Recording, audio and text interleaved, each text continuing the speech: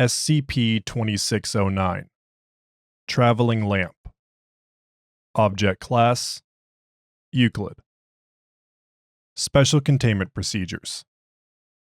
A live, healthy laboratory mouse implanted with a GPS tracking system is to be fixed securely to SCP-2609's base no less than 30 minutes preceding an anomalous event produced by SCP-2609, henceforth referred to simply as an event.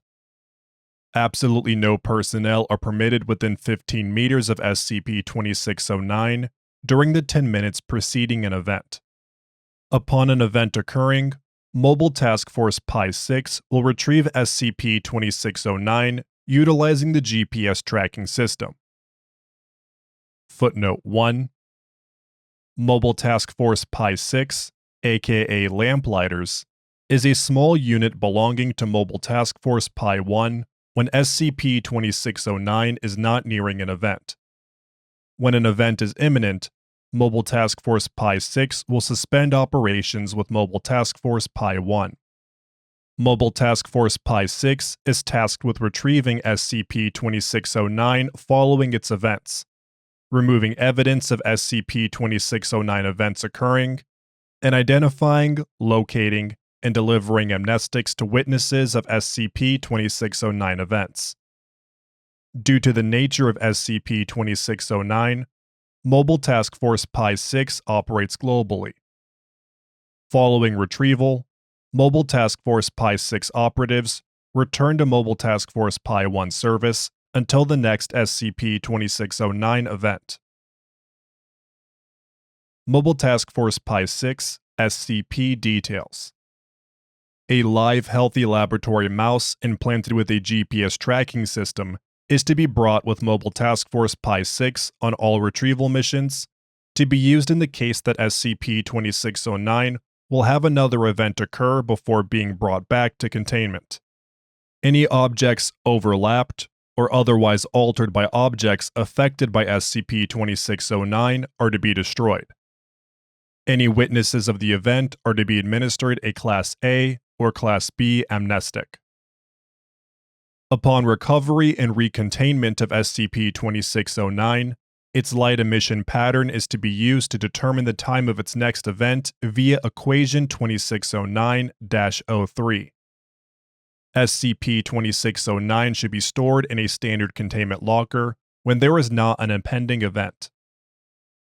Following Event 2609-276, in the subsequent incident, interaction with any SCP object or entity in the moments preceding an SCP-2609 event is strongly discouraged.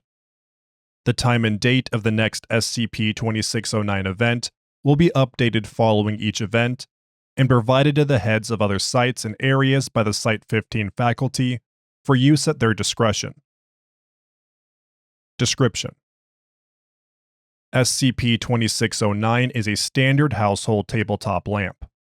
Although SCP-2609's power cord is intact, SCP-2609 does not need a power source to provide light or produce events.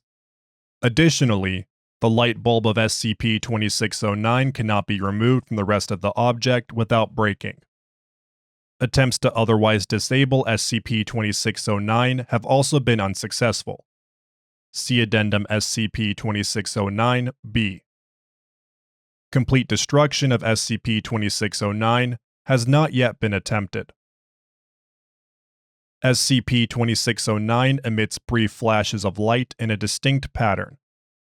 The time between flashes and the intensity of the flash both correspond to the time remaining until an event, with the interval decreasing and the brightness increasing the closer SCP-2609 is to an event. Footnote 2. Time between flashes have been observed to be as long as 9 hours.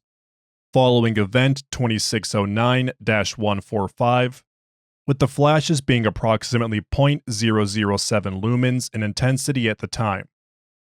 Within 10 seconds of an event, the time between flashes reaches a minimum of approximately 0.21 seconds, with the flashes being approximately 15,000 lumens in intensity. This relation has been quantified. expressed by equation 2609-03, and can be used to predict the time of the next event within 0.8 seconds. However, time between events varies.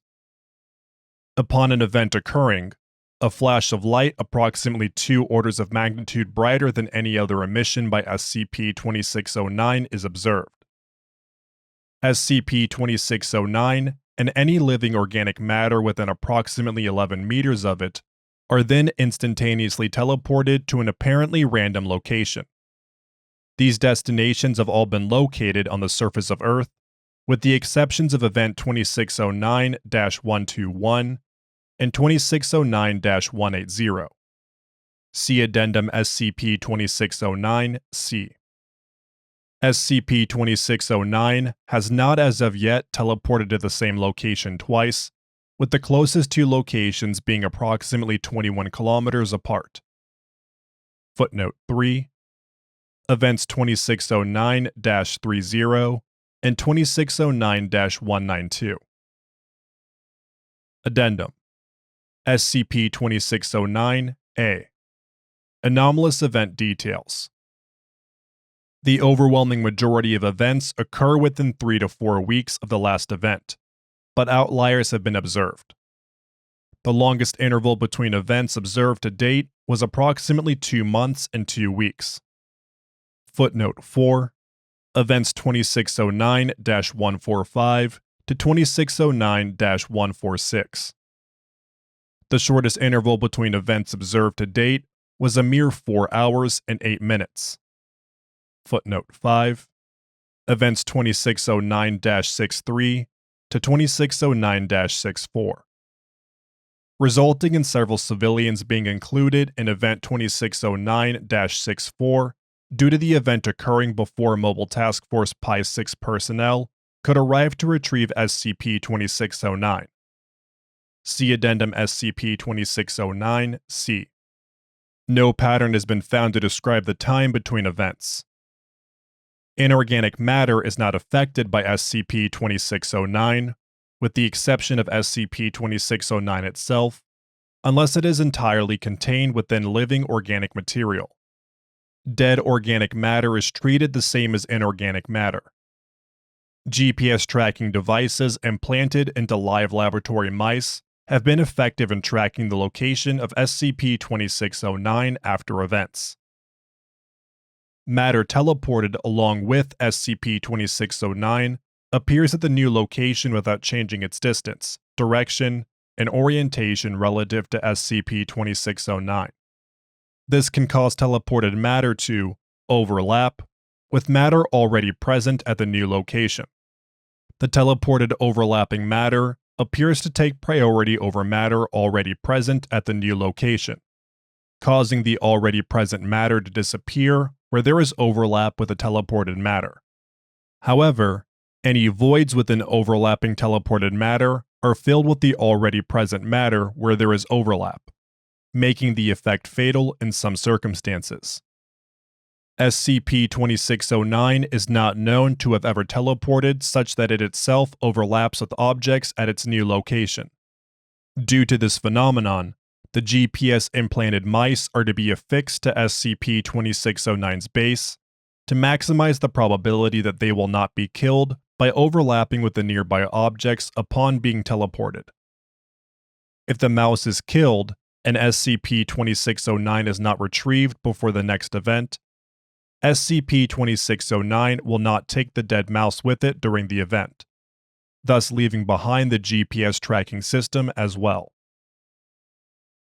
Addendum SCP-2609-B. Notable experiments.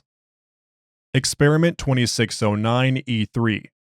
Testing eligible matter. Following Event 2609-4, Equation 2609-01 was used to determine the approximate time of Event 2609-5. The following are placed within 5 meters of SCP-2609. A petri dish filled with an E. coli bacteria culture, a sealed beaker filled with 6D melanogaster flies and pure oxygen, a human heart within an organ care system such that it continues to beat, a Class D subject, henceforth Subject 1, considered to be brain dead but otherwise functionally alive, a Class D subject, henceforth Subject 2 with a prosthetic leg, and finally a Class D subject, henceforth Subject 3 with the pacemaker. These were allowed to be exposed to Event 2609-5. Other containment procedures were observed as normal. The petri dish and fluid within, the sealed beaker and oxygen within, the entire organ care system including the beating heart, the entirety of Subject 1, and the prosthetic leg of Subject 2 were left behind following Event 2609-5. Subject 2, missing his prosthetic leg, and Subject 3, entirely intact, were discovered at the site of Event 2609-5 in the desert near Kia, Saudi Arabia. The E. coli bacteria and the D. melanogaster flies have not been recovered, and are presumed to have dispersed upon arrival at the location of Event 2609-5. Experiment 2609-E7. Exposure to SCP-1821. Requests to attempt to disable SCP-2609 were approved shortly following Event 2609-276. It was postulated that SCP-2609's light source was the cause of its events. However, some faculty were concerned that if the light bulb was indeed the source of the events, breaking the bulb could have catastrophic effects. Due to all attempts to remove SCP-2609's light bulb proving futile, it was suggested that SCP-1821 be utilized to extinguish the bulb. Following approval, the experiment was prepared. After Event 2609-280, Equation 2609-03 was used to confirm the time until the next event of SCP-2609. SCP-2609 was then taken to SCP-1821's containment tank. SCP-1821 responded positively to SCP-2609, vocalizing and then kissing SCP-2609's light bulb with SCP-1821-1. SCP-2609 was retrieved from SCP-1821's tank before SCP-1821 could begin attempting to consume SCP-2609. As with previous sources of light exposed to SCP-1821, SCP-2609's bulb ceased to provide visible light after contact with SCP-1821. However, no instance of SCP-1821-2 was observed. Upon the predicted time of Event 2609-281, SCP-2609 still teleported to a new location in Ceará, Brazil. Moreover, the bright flash of light indicating an event was still observed, implying that SCP-2609's light bulb is not the source of said flash of light. Upon retrieval, SCP-2609 circuitry was observed to still function as if it were illuminating a light bulb, having steady pulses of electricity in regular intervals. Using a voltmeter, Equation 2609-03 was applied to these pulses and predicted a time for Event 2609-282. Experiment 2609-E8. Breaking of light bulb. After Experiment 2609-E7, Event 2609-282, and the use of Equation 2609-03, in conjunction with the voltmeter to determine the time of Event 2609-283, attempts to remove SCP-2609's light bulb were resumed. Following failure of all gentle attempts, SCP-2609's light bulb was broken in a more assertive attempt. No abnormal effects were observed upon breaking the bulb. However, Event 2609-283 occurred at the expected time, and the primary flash of light was still observed.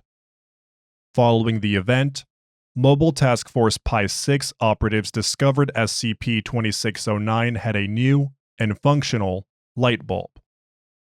The remains of the previous light bulb were still in custody, and as a result, regeneration was ruled out as an explanation.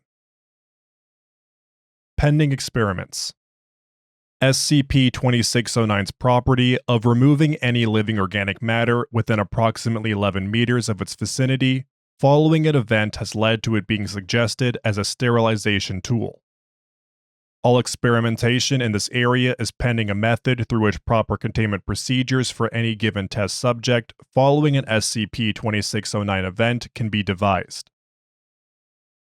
Following Event 2609-180, SCP-2609's potential as a tool for identifying living organic material that would otherwise be ambiguous, Dr. Redacted, was tentatively suggested. The subject to be tested would simply be exposed to an SCP-2609 event, and if affected, the subject is confirmed to be both organic and living. However, any experimentation in this direction is again prohibited pending a method through which proper containment procedures for any given test subject following an SCP-2609 event can be devised.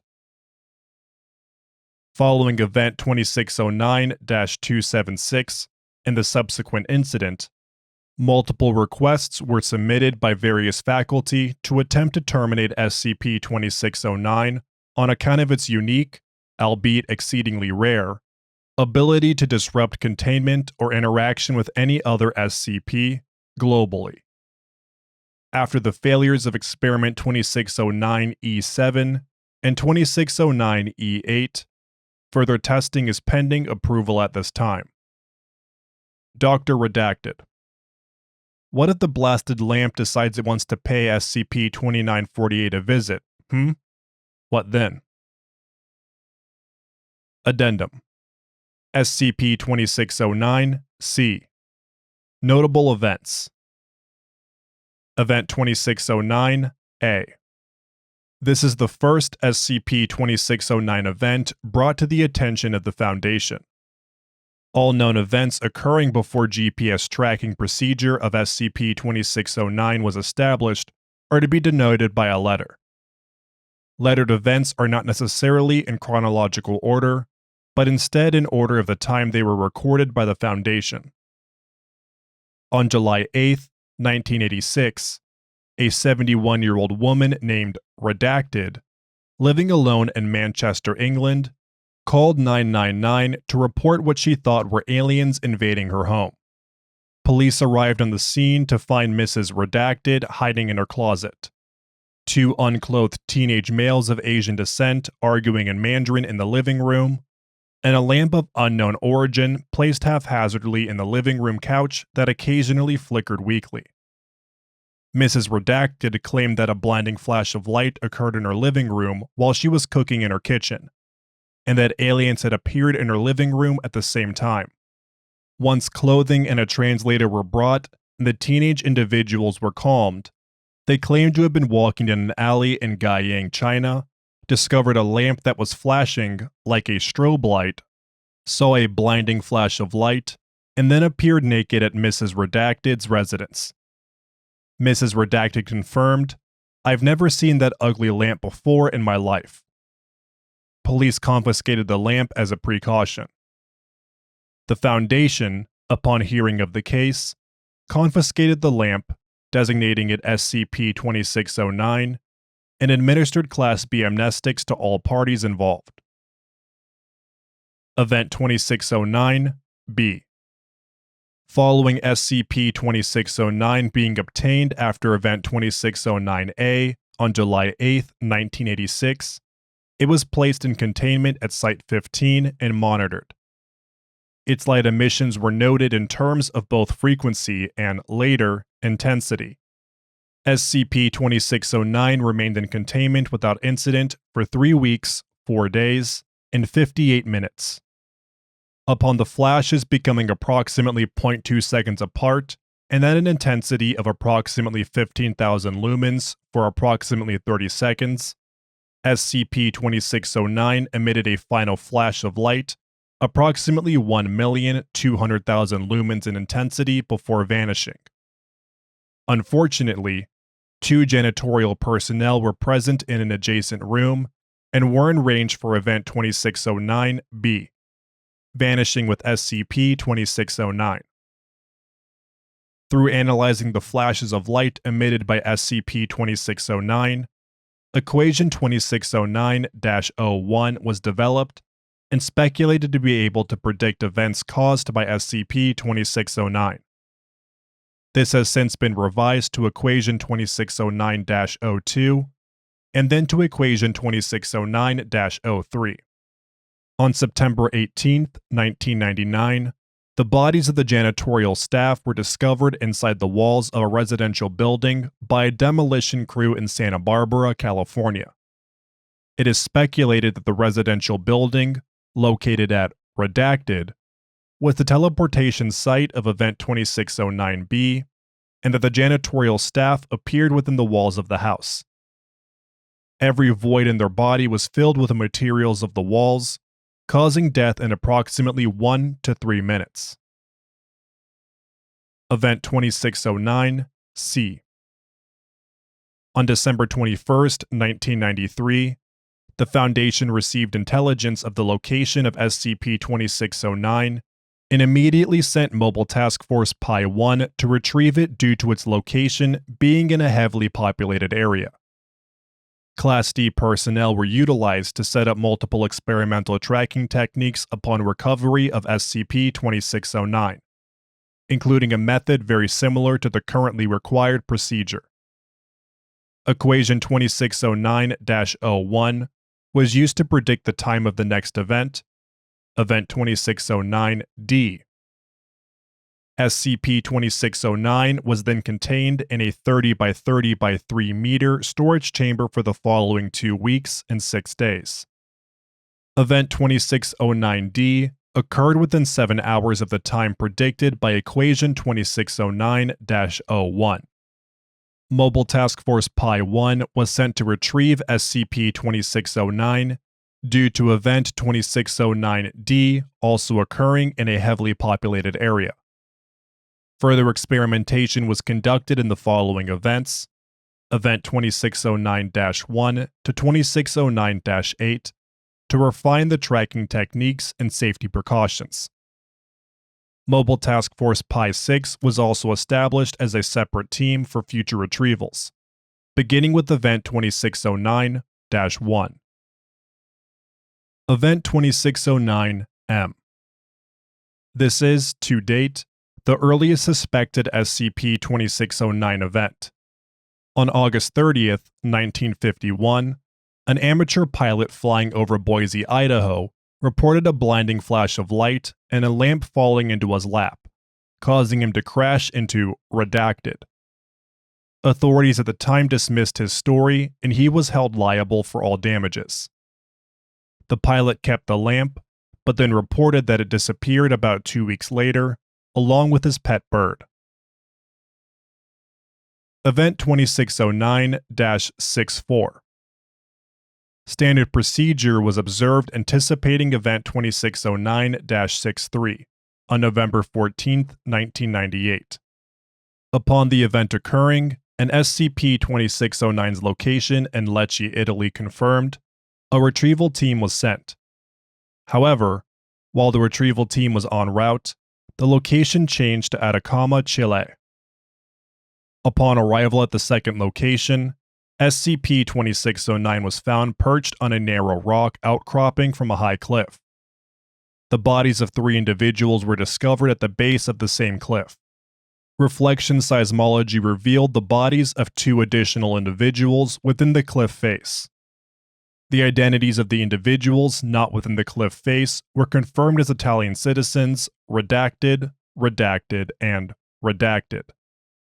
The teleportation to Atacama, Chile, was assumed to be a separate event from 2609-63, deemed 2609-64. The interval between events was 4 hours and 8 minutes, by far the shortest interval observed to date. Fortunately, the mouse within the GPS tracking system survived Event 2609-63 and remained in the vicinity of SCP-2609, allowing retrieval following Event 2609-64. Event 2609-121. This event was the first of 2 confirmed events to date where SCP-2609 did not teleport to a location on the surface of the Earth. On March 11, 2001, a Russian Oscar II class submarine discovered SCP-2609 on board their vessel following Event 2609-121. The vessel was in deep sea, approximately 500 meters below surface level. Due to the vessel's mission lasting months, Event 2609-122 occurred before SCP-2609 was able to be taken into the Russian government's custody. Foundation negotiators were able to work with GRU Division P to ensure the survival of the GPS-implanted mouse and its continued proximity to SCP-2609. As a result, SCP-2609 was able to be retrieved at its location in Zhengzhou, China, following Event 2609-122 due to the mouse being alive and thus the GPS tracking system being included in Event 2609-122. 2 of the submarine crew members had also been teleported and were administered Class C amnestics before being returned to the Russian government. Event 2609-180. This event was the second of 2 confirmed events to date where SCP-2609 did not teleport to a location on the surface of the Earth. On January 7, 2005, SCP-2609 could not initially be tracked following Event 2609-180. After 9 hours, the GPS signal was finally discovered, originating from the surface of the Moon. Further investigation revealed that the location of Event 2609-180 was the same location, within 10 meters, of the 1969 Apollo 12 moon landing. The mouse carrying the GPS tracking system died shortly following arrival on the Moon. As a result, SCP-2609's next location, Event 2609-181, occurring 4 weeks and 5 days after Event 2609-180, could not be directly tracked, since SCP-2609 left behind the then dead mouse and thus the GPS tracking system.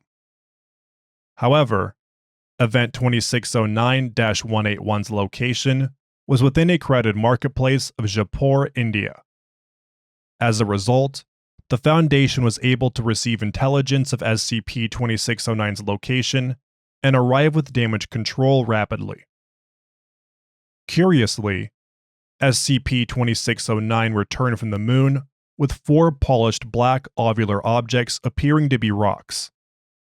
These rocks were lodged within various objects at the location of Event 2609-181, and are presumed to originate from under the surface of the Moon where Event 2609-180 occurred. Since SCP-2609 is only known to move living organic objects, these rocks were designated SCP-2609-1 through SCP-2609-4 and contained as a biohazard until further notice. Event 2609-276.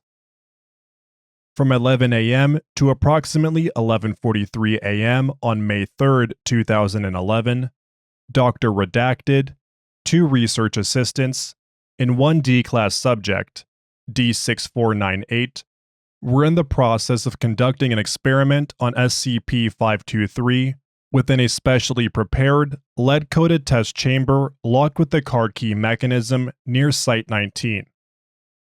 SCP-523 had assumed the form of a pair of sunglasses for an unknown reason prior to being taken out of its normal containment room, and eye contact had been maintained with the object at all times since removal, thereby preventing SCP-523 from transforming or relocating. The experiment to be conducted involved the development of a removable chemical coating designed to prevent SCP-523 from relocating. The primary component of the chemical was lead, which when integrated into the walls of a room has been shown to prevent SCP-523 from leaving said room. However, other chemicals were included in the composition for adhesive, solubility, and reversibility functions, including significant amounts of data expunged. The hypothesis was that when coated in the lead-based chemical film, SCP-523 would be entirely unable to relocate itself. Note that the chemical mixture was transparent. This was by design, to allow eye contact with SCP-523 to be maintained during and following its immersion in the substance. At approximately 11:43, both research assistants maintained eye contact with SCP-523 to prevent it from transforming, while D6498 prepared to lower SCP-523, still in the form of a pair of sunglasses, into a 4-liter vat of the prepared chemical by hand.